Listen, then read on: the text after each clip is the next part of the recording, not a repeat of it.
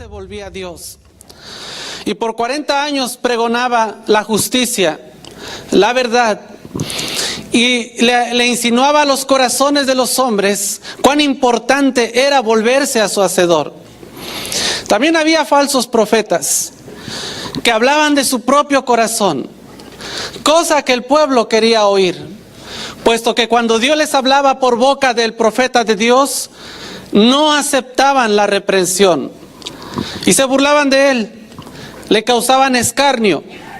Sin embargo, los profetas falsos que hablaban vanidades y cosas ilusorias eran bien recibidos por el pueblo, dando como evidencia que su corazón estaba tan distante de Dios como le estaban de sí mismos, pues no honraban ni la dignidad de sus propias almas, porque ellos no entendían que se habían corrompido dentro de sí.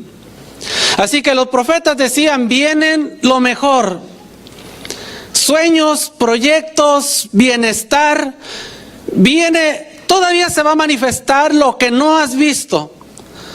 Y por otro lado, en la esquina está un profeta diciendo: viene el juicio, la calamidad, vuélvanse al Señor, dejen su idolatría, el juicio vendrá, ciertamente no tardará. Y aunque pasaron 40 años donde el profeta estuvo con lágrimas, con lloro, escarnio, soportando tanta infamia de aquellos que no lo aceptaban, aún con todo y eso, hermanos, el juicio tarde o temprano llegó. Así que Cantares es el producto de un corazón de un hombre que ve el cumplimiento de lo que hablaron sus propios labios, aunque no era palabra propia, sino que era palabra de Dios. Y viene el cumplimiento, llega el rey Nabucodonosor, sitea la ciudad, y entonces lo que aparentemente era alegría se convirtió de repente en turbación, muerte, sangre, cautiverio. Ahí está ese pueblo que esperaba lo mejor, pero no hicieron caso a las palabras que Dios les había hablado. Jeremías se encuentra en medio de las llamas, en medio de esa turbación. El pueblo está siendo llevado cautivo, otros mueren, los ríos de la sangre de ellos corre por la ciudad. Y él se lamenta porque sabe que si se hubiesen vuelto a Dios, ninguna de esas tragedias les hubiese acontecido. Del capítulo 1 al capítulo 4, el profeta presenta su angustia. Y dice y reconoce que verdaderamente Dios, a pesar de permitir el juicio, aún con todo su misericordia reinaba para con los hijos de los hombres. Por eso dice el profeta que grande es la misericordia del Señor, de lo contrario ya hubiésemos sido consumidos, y cada mañana son nuevas sus misericordias y su fidelidad es para siempre. Así que Dios permitió el cautiverio, el dolor por causa de la desobediencia del pueblo, pero aún con todo Dios estaba dispuesto a restaurarlos, aunque pasaron 70 años para esto.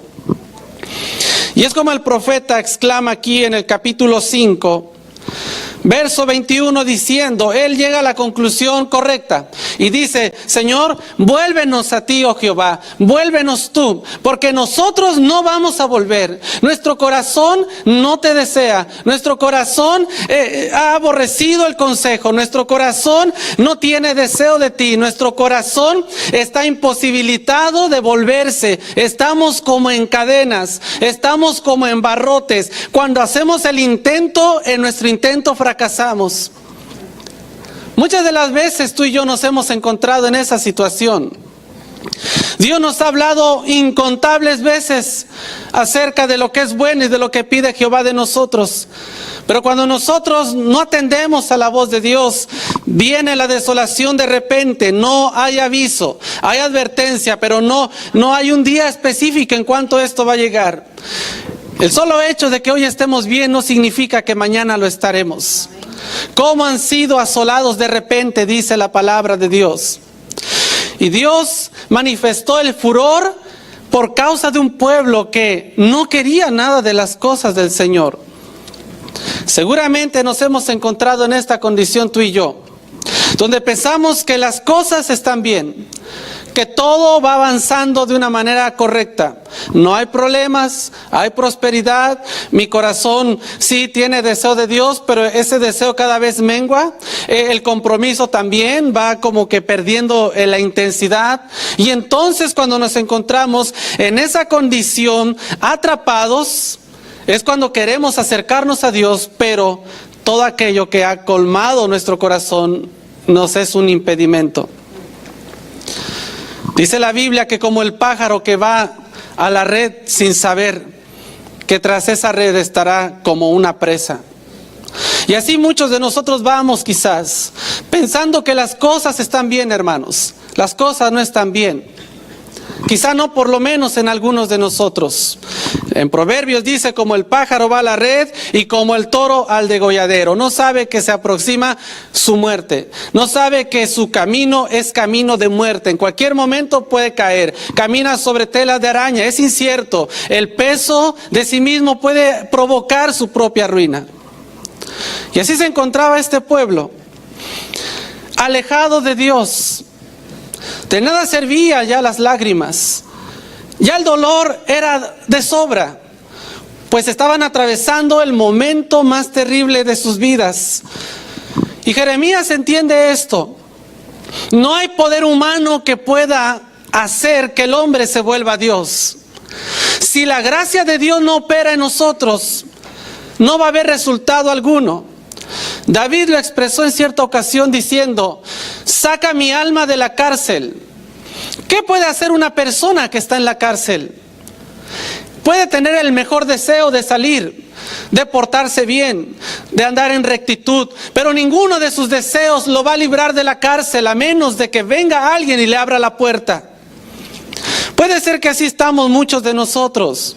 Ahora que hemos caído en una terrible condición de estancamiento, decimos, Señor, sí tengo deseo de adorarte, sí tengo deseo de servirte, tengo deseo ya de hacer las cosas bien, pero todos esos nuestros deseos no nos garantizan que las cosas van a salir así, a menos de que Dios nos saque de ese hoyo. Ese hoyo profundo, hermanos, porque así como caímos, no es tan fácil salir. Porque fácil es perder la intensidad espiritual. Fácil es perder el deseo por Dios. Es muy sencillo. Simplemente deja de congregarte, deja de leer la palabra, deja de orar y verás que en un mes no vas a querer saber nada de Dios. Porque los deseos de la carne, hermanos, están en pos de la carne. Eso dice la palabra de Dios. Mas el que anda en el Espíritu busca las cosas espirituales. Así que cuando uno deja que el enfriamiento se apodere de nosotros, no va a haber nada que nos pueda sacar a menos que la gracia de Dios esté a nuestro favor. Por eso el canto me ministraba mucho, porque decía que su gracia nos salvó, su gracia nos restauró. Ahora podemos ver por qué es así. Cuando nosotros caemos en esa condición, como cayó este pueblo, perdemos el discernimiento espiritual, perdemos el rumbo, no hay dirección. Hay fracaso tras fracaso, desilusión, la paz se ausenta. Agolpa la intranquilidad, nada está bien. Y es cuando nosotros de alguna manera intentamos acercarnos a Dios. ¿Y cuántas veces tú has intentado allí estar en la oración, postrarte e intentar acercarte a Dios? Pero cuanto más tú intentas acercarte a Él, más distante lo sientes de tu presencia. Esa es la condición terrible que muchos de nosotros podemos estar enfrentando el día de hoy. El querer acercarnos a Dios, pero no podemos hacerlo.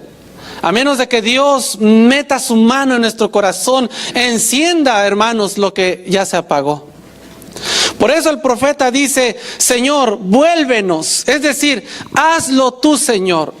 Yo no lo puedo hacer. No hay palabra de hombre que pueda impulsar a otro hombre a las verdades de Dios. No hay nada que podamos hacer, hermanos. Si Dios no interviene, seguiremos todavía muertos, aunque parece que estamos vivos. Y aquí dice la palabra de Dios, vuélvenos, oh Jehová, a ti, y nos volveremos. En otra versión dice, Señor, restaura nuestra relación contigo. y nosotros regresaremos a ti. Haz que nuestra vida vuelva a ser lo que era antes o en el pasado. Aquí en este caso podemos ver, hermanos, que fue Dios el ofendido. Fue a Dios a quien el pueblo le falló. Así que aunque el pueblo esté con ese peso de culpa, a menos de que Dios olvide sus rebeliones y se vuelva a ellos, nada va a suceder. Es como cuando le rompemos, mejor dicho, una amistad a causa de una infidelidad. Traicionamos al amigo, o puede haber traición en un matrimonio. Si tú traicionas a tu amigo, puede ser que te duela, puede ser quizás que sientas pesar, pero hasta que él te perdone, aunque tú seas sincero, nada va a cambiar. De la misma manera el profeta le dice al Señor: Señor, vuélvenos a ti, Señor. Nosotros, aunque queremos, estamos imposibilitados, no lo podemos hacer. Manda tu poder, despierta el deseo. ¿Por qué? ¿Por qué causa, dice el profeta, esto? Porque solamente Dios puede restaurarnos, hermanos. Tu esposa no te va a restaurar, tus hijos no te van a restaurar, tus amigos no te va a restaurar, la palabra de un hombre no te va a restaurar. El único que tiene el poder de restaurar el alma se llama Jesucristo. Porque su palabra lo dice, que Él restaurará nuestra alma. Él la volverá al estado en que estaba antes. ¿Qué es restaurar? Restaurar, hermanos, significa que Dios nos vuelve al estado en que estábamos en un principio. Ese estado donde era grato al Señor. Piensa un momento, ¿cómo eran tus ayeres con el Señor? Esos tiempos donde te dabas completamente, sin cuestionamiento. No te importaba nada más que agradar a Dios. Anhelabas congregarte, estar en oración, en las vigilias de la noche, en los ayunos, buscando el rostro de Dios, participando en toda obra de la iglesia, yendo a visitar al enfermo, orando por el necesitado, siempre presto a hacer algo en la casa de Dios. ¿Cuántos pasamos por ese momento, lo que algunos llaman el primer amor? Cuando el primer amor debemos de mantenerlo encendido. Pero si por un momento nos descuidamos y perdimos lo que se llama el primer amor, la intensidad y el deseo de servir a Dios, bueno, nunca es tarde para arrepentirnos. Porque lo único que nos lleva a una completa restauración, hermano, no es tu autocomplacencia, no es tu autojusticia, es el arrepentimiento. Porque cuando hay arrepentimiento de verdad, Dios nos restaura, hermanos. David, cuando no fue sincero con Dios, nunca experimentó el arrepentimiento. Dice, mis huesos se consumían, era mi pan las lágrimas de día y de noche, mientras yo decía, ¿dónde está mi Dios? ¿Cuántas veces has sentido esa soledad, hermano? Ese distanciamiento del Señor, donde hagas lo que hagas, no lo sientes. Más bien se vuelve un tormento tu búsqueda, porque mientras más lo buscas, menos lo sientes. Y tu corazón no tiene deseo y dices, Señor, ¿qué está pasando conmigo? ¿Por qué no tengo el deseo? ¿Por qué no siento tu presencia? ¿Por qué me siento vacío, hueco? ¿Qué está pasando con mi vida espiritual? ¿A cuánto les ha pasado eso? A mí muchas veces. Pero solamente cuando en medio de esos procesos y soledades, solamente cuando Dios se asoma y aparece una vez más, es cuando sabes que va a brillar el sol una vez más en tu alma. Mientras Dios no aparece, soledad, turbación, hay dolor, hay ansiedad, no hay tranquilidad, pero cuando Dios asoma su rostro una vez más a nuestra alma, hermanos, qué glorioso se siente una vez poder experimentar su paz. Y eso es lo que el profeta le pide a Dios. Señor, no hay nada que podamos hacer. Nosotros te hemos defraudado. Vuélvenos a ti, Señor. Y este verbo volver habla de un arrepentimiento del pecado, Señor. Haznos ver nuestros pecados, porque si no los hemos visto, no vamos a arrepentirnos. Hay muchos pecados que nos apartan de Dios. Algunos son visibles y otros no lo son. El solo hecho de pensar que pecado es inmoralidad, borrachera, embriaguez y todas esas cosas, no quiere decir que ya hemos alcanzado estar exentos del pecado. Pero pecado son tantas cosas. Un resentimiento se puede convertir en un pecado. Una murmuración se convierte en pecado. Un atentar contra la vida de una persona es pecado. No amar al propio enemigo es pecado, hermanos. Hay tantos pecados que acechan nuestra alma.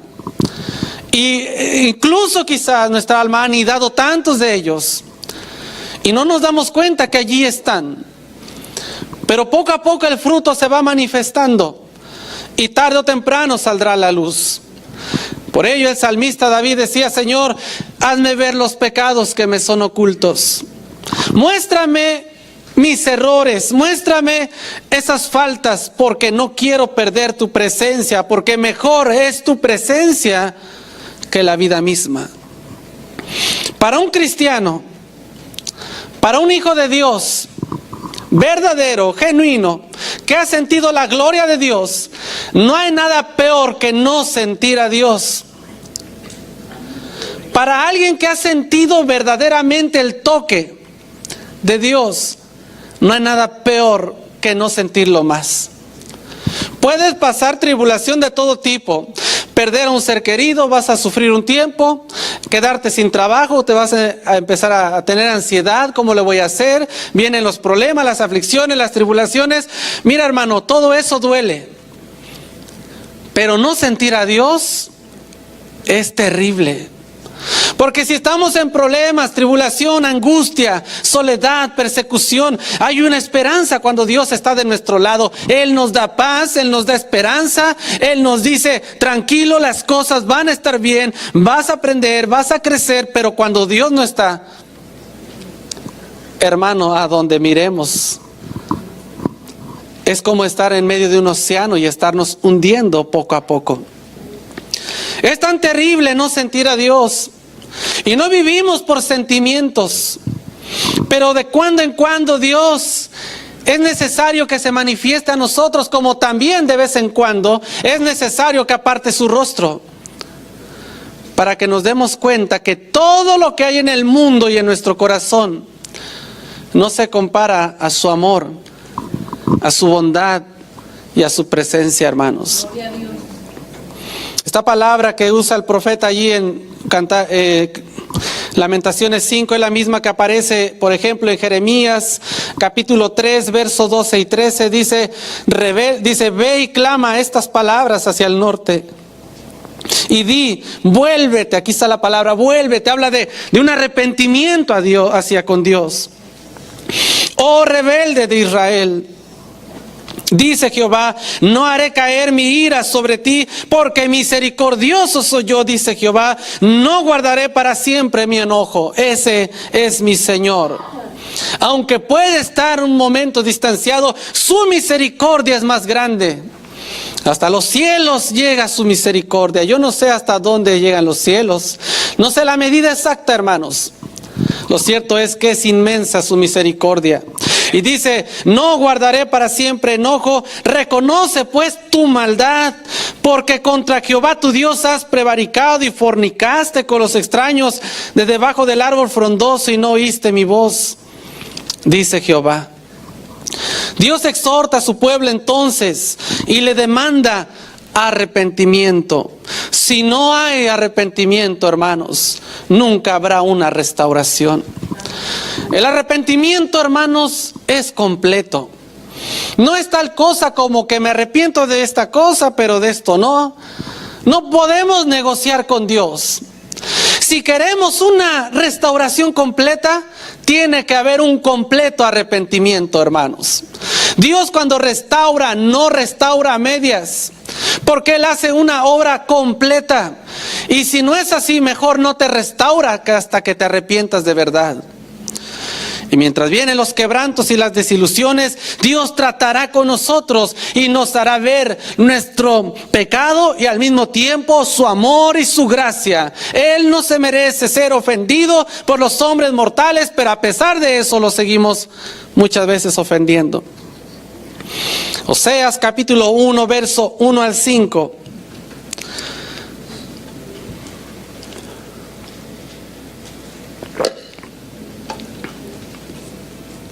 Oseas capítulo 11, verso 1 al 5.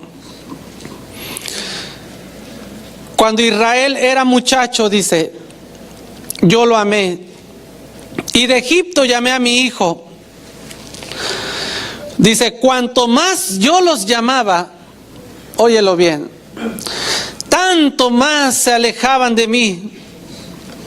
A los Baales sacrificaban y a los ídolos ofrecían sahumerios. Yo con todo eso enseñaba a andar al mismo Efraín, tomándole de los brazos, y no conoció que yo le cuidaba. Con cuerdas humanas los atraje, con cuerdas de amor, y fui para ellos como los que alzan el yugo de sobre su cerviz. Y puse de delante de ellos la comida. No volverá tierra de Egipto, sino que el asirio mismo será su rey, porque no se quisieron convertir. ¿Cuántas veces Dios nos ha inquietado, hermanos? Infinidad de veces. Nos ha inquietado por medio de su palabra, por medio de los que predican, por medio de lo que nos acontece allá afuera, de los problemas. El mismo Espíritu Santo clama en nuestro corazón que nos volvamos a Dios, que estamos tomando decisiones incorrectas y no atendemos a esa voz. Y dice el Señor, cuanto más los llamaba, cuanto más yo hacía cualquier cosa para tratar de llamar la atención, tanto más ellos se alejaban de mi presencia. Dice, yo con todo enseñaba a andar al mismo Efraín, y aquí da la idea de que a pesar de que era rebelde esta casa de Dios, la casa de Israel, aún con todo Él los llevaba tratando de encaminar por el buen camino.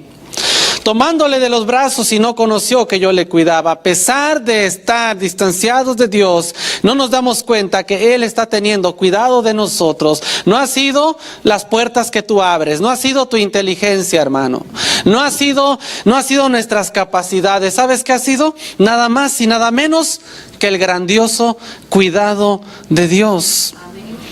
¿Nunca te has preguntado por qué somos tan infieles si a pesar de todo nos va bien? ¿Qué dijiste? Oh, es que yo estoy haciendo muy bien las cosas. ¡Qué inteligencia! ¿Con qué inteligencia nací? ¿Qué capacidad yo tengo, hermano? Detrás de ti está la mano del protector, cuidándote, protegiéndote. ¿De cuántos resbalos el Señor nos ha librado y no nos hemos dado cuenta?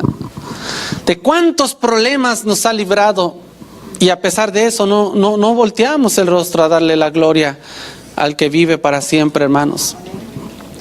Dice que con cuerdas de amor Él nos atrae. Él no nos impone nada, ni nos obliga. Él en amor quiere que nos rindamos a Él. No te va a obligar el Señor a amarlo, hermano, pero sí puede producir ese amor.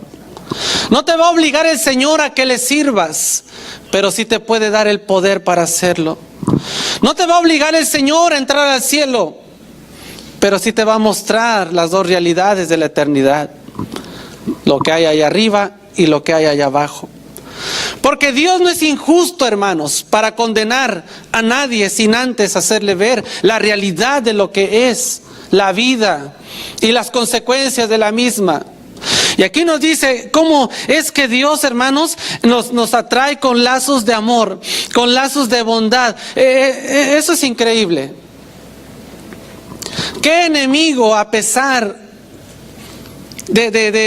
o mejor dicho, cuántas veces alguien te ha hecho daño y aún con todo tú te das y dices, bueno, a pesar de las 1000 veces que me has hecho mal, yo todavía voy a hacerte bien? Quizá la humanidad de nosotros es venganza, la humanidad de nosotros es resentimiento, la humanidad de nosotros es amargura, pero la divinidad de Dios simplemente es perdón y olvido.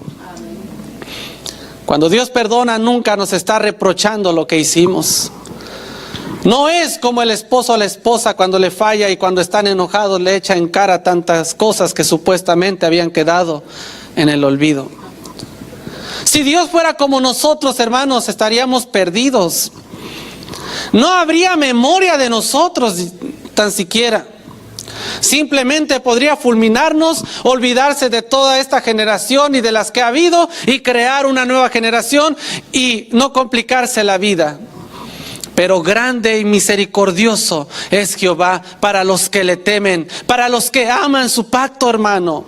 Así dice su palabra, hace salir el sol para los buenos y los malos, y hace regar, hermano, la tierra para los justos y los injustos. Aún con todo y eso, Jehová es benevolente con todos los hijos de los hombres. Él es bueno. Eso es algo que nadie entiende. Yo no entiendo esa bondad, no logro comprenderla, pero algo sé, que yo era un pecador y que Dios me salvó. Amén. Gloria a Dios. Pero algo sé, que puedo seguir pecando no por causa de que lo quiera hacer, pero si me arrepiento tendré a alguien que me espera para perdonarme. Y esto podemos decir que para no hacer abuso de la gracia de Dios, no significa que como Dios me perdona siempre puedo hacer lo que yo quiera. Tampoco representa el hecho de que la gracia es tan barata que haces lo que quieres y al final vienes y te limpias con esa gracia. No, la gracia es santa, la gracia es bendita. Pero estoy hablando a los que tienen oídos para oír y ojos para ver, aquellos que entienden que su hacedor no se merece, hermanos, no se merece la infamia que a veces cometemos, pero aún con todo y eso hay dolor y luto en nuestro corazón cuando fallamos al Señor, cuando verdaderamente reconocemos que Él es santo, que Él es digno y que no se merece tanta, hermano, tanta maldad. Incluso el profeta Habacuc dijo, tan puro eres de ojos, Señor, como para mirar la maldad de tu pueblo. Tan puro de ojos es el Señor. Y así estaba la condición de este pueblo, tenía que enfrentar las consecuencias, no había o no hubo vuelta atrás. Debían de pagar el castigo por su rebelión, por apartarse de Dios. Pero lo interesante de esto es de que Dios permite la desolación, pero también da la salida para poder ser libres de todo eso. Es Dios el que restaura y no el hombre el que se restaura a sí mismo. ¿Recuerdan ustedes a Pedro? Aquel apóstol que era muy impulsivo. Señor, yo voy a dar mi vida por ti, Señor. Yo la pondré, estoy dispuesto a ir a donde sea por ti. Y el Señor le dijo, Pedro, Simón, tú necesitas una zarandeada. Las cosas no son como tú piensas. Esto no es un juego. Satanás ya los pidió para zarandearos. Y como sé que ustedes son muy débiles, yo ya he intercedido para que no les falte su fe. Y una vez vuelto, ve y confirma a tus hermanos. Ay, Señor, ¿cómo crees? Yo no te voy a fallar, yo no te voy a negar. De cierto te digo que no cantaré el gallo 3 veces antes de que tú ya me hayas negado. Y así fue. El sacudimiento de Pedro, hermanos, nos demuestra la debilidad del hombre. Si el mismo apóstol que caminó de la mano de Jesús pudo fallarle a su maestro, ¿cuánto más nosotros que no le hemos visto ni caminado más que por los ojos de la fe? Aunque más bienaventurados somos. Vienen a Pedro y le dicen, oye, tú estabas con el Nazareno. No, yo no estaba con él. Viene otra mujer al poco tiempo, sí, tú estabas con él. Tu forma de hablar te delata. No, yo no estaba con él. Y la tercera vez, con maldición, dijo, yo no conozco a ese hombre. Voltea a un lado y ve el rostro del Señor. No lo vio Jesús a Pedro con rencor. No fue la mirada de Jesús con menosprecio. O esa mirada de furor como diciéndole, ¿me la vas a pagar? ¿Sabes cómo miró Jesús a Pedro? con ojos de amor. Así nos mira el Señor. Después el Señor muere y resucita al tercer día. Pedro dijo, bueno, le he fallado al Señor, quedé eliminado de este camino, no hay nada por hacer, me voy a la pesca, me voy a lo secular, se acabó. Ya no hay nada por hacer, he fallado. Y sabes que en él había arrepentimiento. Pero una de las cosas que pasa muchas veces cuando nos arrepentimos es de que es más difícil a veces perdonarnos a nosotros mismos que recibir el perdón de Dios. Y por un lado es bueno porque eso denota que te duele. Yo sé que Dios me perdonó, pero me duele. Yo sé que Dios ya borró mi pecado, pero ¿cómo fue posible que hice eso o aquello? Duele. Pedro se fue. Y una de las cosas que Jesús hace antes de irse al cielo es restaurar el corazón de Pedro. Y le dijo, Pedro, ¿me amas? Claro, Señor, tú sabes que yo te amo. Bueno, apacienta mis corderos. Pedro, ¿me amas? Señor, tú sabes que te amo. Bueno, apacienta mis ovejas. Pedro, ¿me amas? Y le dice, Señor, es que tú sabes todas las cosas. Tú sabes que yo te amo, Señor. Cuida mis ovejas. Y al final de haberlo ministrado, algo que me llama la atención es de que después de todo esto, Jesús le dijo, sígueme. ¿Dónde escucharía Pedro por primera vez esa palabra? ¿Cuándo la escuchó Pedro? Cuando Jesús lo llamó por primera vez. Jesús le dijo, Simón, sígueme y te haré pescadores de hombres. ¿Sabes lo que está haciendo Jesús aquí? Lo está restaurando. Lo está volviendo al estado en que estaba antes. Pedro, no te preocupes, estás perdonado, la cuenta está saldada, tú no me debes nada, ya me olvidé de eso, tú eres mi apóstol, ve, predica la palabra y diles quién soy yo. Y ahí está Pedro, viene el día de Pentecostés, 50 días después, y se para Pedro delante de todos y les dice, bueno, ciertamente, varones israelitas, vosotros que estáis aquí fueron testigos de todas estas cosas, como Jesús Nazareno fue aprobado delante de Dios, aunque no de los hombres. Bueno, a este que vosotros crucificasteis, Dios lo ha hecho Señor y Cristo. Ahí está el hombre restaurado, allí está el hombre que le falló al Señor. Por eso te digo una cosa, hermano, no importa el daño que te haces a ti mismo de lo que tú le has fallado al Señor, ni siquiera importa lo que el diablo ha sembrado en ti. Piensa una sola cosa, cuando Dios te restaura, Él te vuelve al estado original, Él te da una nueva oportunidad. Acéptalo, hermano. No vivas del pasado, no vivas del ayer, eso quedó atrás. Si hay arrepentimiento de verdad, ya no lo recuerdes, hermano. Dios es experto en perdonar. Perfecto, Él olvida. Él no es como nosotros, que cuando fallamos o falla alguien, le echamos en cara sus errores. Típico del matrimonio, ¿no? Supuestamente perdonas, pero cuando están enojados, sí, pero acuérdate que tú hiciste esto y acuérdate que tú hiciste aquello. Gloria a Dios que Dios no es como nosotros. Gloria a Dios que Él cuando perdona olvida, hermanos. Bendito sea el nombre de Dios que con sus misericordias nos cubre y nos levanta y nos da una nueva oportunidad de vida. Y es lo que Pedro experimenta. Pedro siente el perdón de Dios. No solamente lo siente, lo vive, es algo que él mismo ya lo está viviendo. Es algo que está sucediendo en su vida. Pero tuvo que haber arrepentimiento, hermanos. El salmista David expresó en cierta ocasión: oh Dios, restáuranos. Ahí está una vez más: oh Dios, restáuranos, haz resplandecer tu rostro y seremos salvos. En otra versión dice: oh Dios, haz que volvamos a ser lo que fuimos. Míranos con buenos ojos y estaremos a salvo.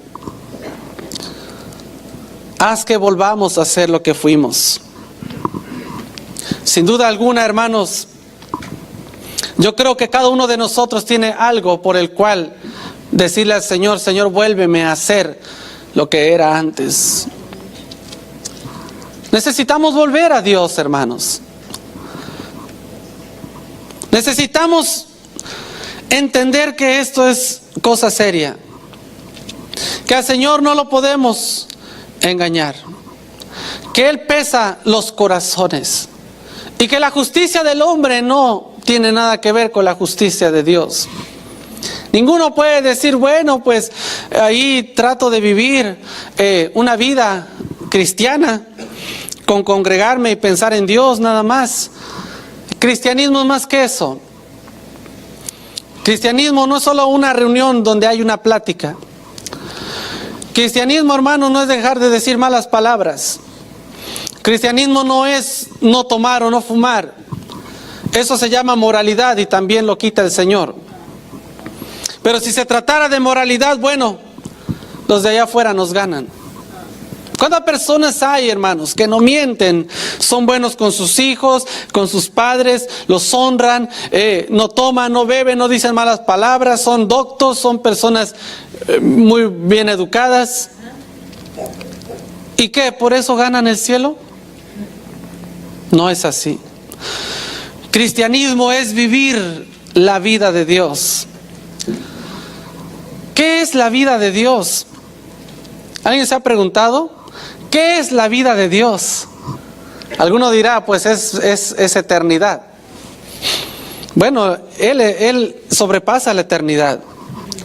Pero ¿a qué se refiere la Biblia cuando dice que nosotros tenemos la vida de Dios?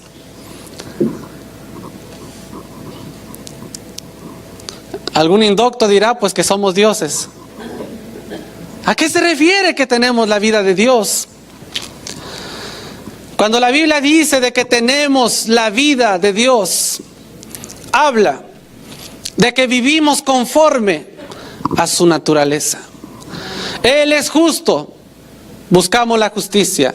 Él es santo, buscamos la santidad. Él es recto, buscamos la rectitud. Él es misericordioso, buscamos la misericordia. Él es amor, buscamos amar. Eso es vivir la vida de Dios. Eso no tiene que ver con moralidad. Eso no tiene que ver con faltas de compromiso. Pero todo esto nos lleva hacia esa causa. ¿Me entiendes? ¿Me explico? Cuando amamos, buscamos la justicia, la rectitud, el amor, la bondad. Experimentamos esa plenitud de Dios, porque Pedro dice que probamos esa plenitud. Y también Juan nos dice de su plenitud disfrutamos o gozamos todo, gracia sobre gracia. Sí, eso es. Vivir la vida de Dios es vivir conforme a su naturaleza, conforme a su carácter. Eso es vivir la vida de Dios. Por eso Primera de Juan dice, sabemos que nosotros somos hijos de Dios, en que amamos sus mandamientos. Sus mandamientos son justos, sus mandamientos son santos, sus mandamientos son llenos de amor. En eso consiste la vida eterna, hermanos. Y en eso se diferencian los hijos de Dios de los hijos del diablo. Los hijos del diablo son injustos, los hijos del diablo no son misericordiosos, los hijos del diablo no son rectos, los hijos del diablo no aman, no perdonan. Los hijos del diablo solamente buscan la venganza, el rencor, la destrucción. Todo eso manifiesta la naturaleza del maligno. Pero los hijos de Dios no es así. Buscamos la santidad, buscamos la rectitud. Y si nosotros no estamos en esa condición, entonces necesitamos una pronta restauración de parte de Dios. Una pronta restauración. Señor, restaura mi comunión contigo. Señor, restaura este amor que está apagado. Señor, restaura la misericordia en mi vida. Siembra en mí la justicia. Produce en mí la rectitud. Esto es algo de conexión. Esto no se busca independientemente, hermanos. Como algunos que creen que no congregarse ya es suficiente. No, hermanos, tenemos que estar conectados en la casa de Dios, fuera de la casa de Dios, en todo tiempo, en todo lugar, en donde estemos, en donde habitemos. Debe de haber conexión, vida de Dios en nosotros. Él debe de manifestarse en nosotros. Su gloria, reflejarlo. Ahora, esto va a ser un proceso, claro que sí, va a ser un proceso muy largo, de tal manera que la Biblia dice que hasta que lleguemos a la medida del varón perfecto. Y te tengo una noticia, esto no va a ser aquí en la tierra. Mucho nos falta por recorrer. No hemos alcanzado nada, hermanos. La iglesia tiene un propósito. divino que debe de llevarse a cabo. Pero si no lo estamos haciendo, nosotros somos los indicados para apropiarnos de la oración de Jeremías y decirle al Señor: Señor, restáuranos. Señor, haznos volver a ti. Señor, produce ese deseo. Dice la Biblia en Isaías capítulo 9, verso 1 al 4, mas no habrá siempre oscuridad para los que ahora están en angustia, tal como la aflicción que le vino en el tiempo que livianamente tocaron la primera vez a la tierra de Zebulón y a la tierra de Neftalí, pues al fin llenará de gloria el camino del mar de aquel lado del Jordán, en Galilea de los gentiles.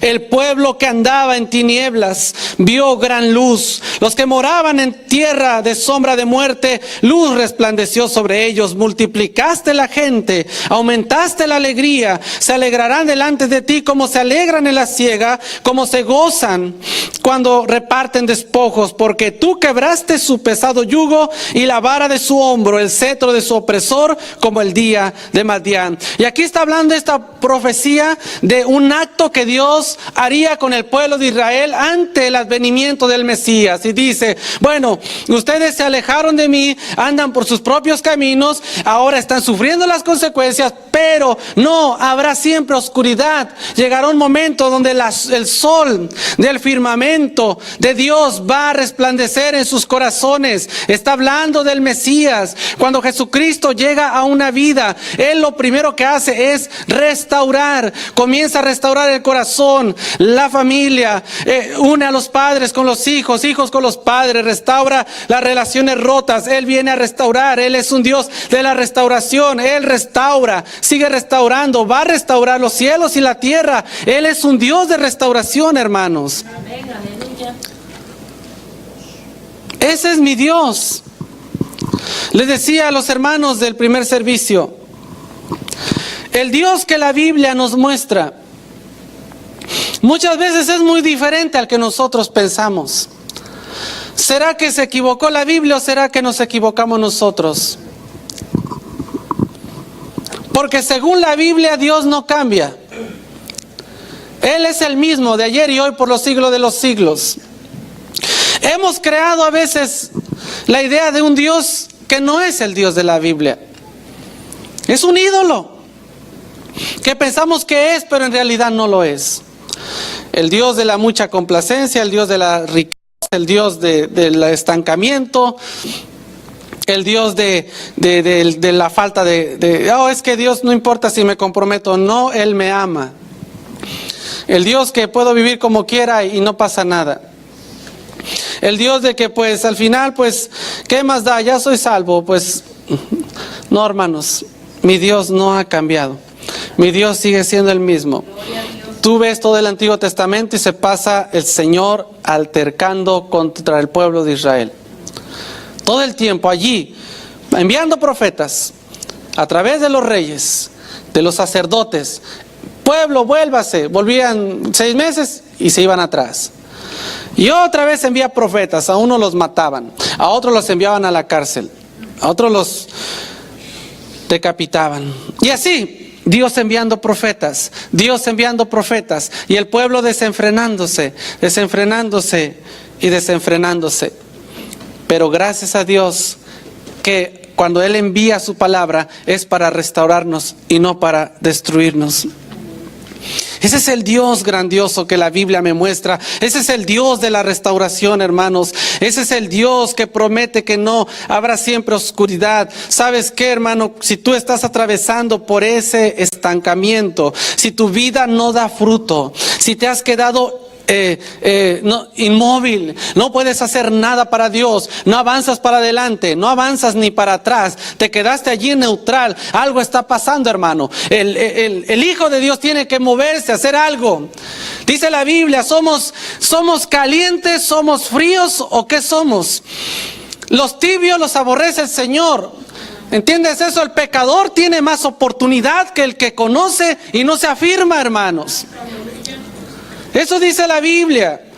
Y ¿sabes qué? No quisiera decirlo, pero muchos tibios van a ser excluidos del cuerpo de Cristo. Ahí les dice el Señor en la palabra a la iglesia: por cuanto no fuiste frío ni caliente, te vomitaré de mi boca. Es decir, estabas dentro, pero no eras del cuerpo. Porque cuando eres del cuerpo, todo encaja en sí mismo, todo funciona, el mecanismo, el cuerpo no lo rechaza, pero cuando entra algo al cuerpo que no es del cuerpo, tarde o temprano es desechado. Y el Señor lo dice, lo pone de esta manera: o son fríos o son calientes, pero a los tibios, dice el Señor, de esos me encargo yo. Horrenda cosa, hermanos, es caer en las manos de este Dios. Es terrible, hermanos. Por eso la Biblia nos habla: afírmate en el Señor, afírmate con todo el corazón. No andemos a medias tintas, dicen algunos. No andemos como que medio comprometido y medio no. Medio le entro y medio no le entro. Medio soy cristiano un domingo y otro domingo no. No, hermanos, hay que meternos de lleno. Hay que buscar la restauración. Hay que permitir que Dios nos levante, hermanos. Hay que dejar que Él trabaje en nuestra vida. Tú no lo vas a hacer. ¿Cuántas veces lo has intentado y en el intento fracasas? Deja que Dios te cambie. Deja que Dios trabaje. Deja que su palabra opere, hermanos. Es su palabra como medicina a nuestros huesos. Es su palabra la que nos penetra hasta lo más profundo de nuestro ser. Saca, hermanos, saca lo que no sirve, añade lo que nos hace falta. Es su palabra la que opera, siempre y cuando el corazón lo abramos a Dios. Entonces seremos restaurados por Él. Y dice aquí su palabra: ya no habrá siempre oscuridad, vendrá el firmamento del sol, se manifestará el sol de justicia. Si nos ponemos a meditar un momento, ¿cómo está nuestra vida espiritual? Alguno podría decir: yo estoy bien. Y otro diría: pues ahí la llevo. Y algunos más: pues es que Dios sabe. Lo típico, ¿no? Dios sabe, Dios sabe. Pues sí, Dios sabe todo. Él es omnisciente, conoce todas las cosas. Y como conoce todas las cosas, es menester para nosotros ser sinceros con Dios. Si nosotros nos analizáramos o analizásemos y Dios viniese como juez, ¿qué encontraría en nosotros? Yo creo que la mayoría de nosotros no estaríamos listos para tener un encuentro con Dios. Porque hay muchas cosas por arreglar. Porque cada uno tiene sus propias cosas. Alguno puede ser el resentimiento, otro la amargura, otro el chisme, otro la murmuración, otro la irreverencia, etcétera, etcétera, etcétera, etcétera. Y con esto no estoy diciendo que solo de aquí para allá. Todos estamos delante del Señor. Yo estoy también delante de sus ojos. Sé la palabra de severidad que también estoy cargando. Porque es el Señor el que nos habla. Su palabra es la que nos confronta a todos. Todos necesitamos sin duda, hermanos, todos necesitamos sin duda la restauración del Señor. Todos necesitamos un refrigerio fresco. Todos necesitamos una nueva perspectiva espiritual. Todos necesitamos volvernos más a Dios. Todos necesitamos ser sinceros, dejar el pecado, la comodidad. Todos necesitamos mirar al cielo una vez más. Todos lo necesitamos, pues la vida del cristiano es completa dependencia. La vida del cristiano no es que un poquito me humillo y después ya no lo hago. No, toda la vida, hermanos, toda nuestra vida debe de depender de Dios.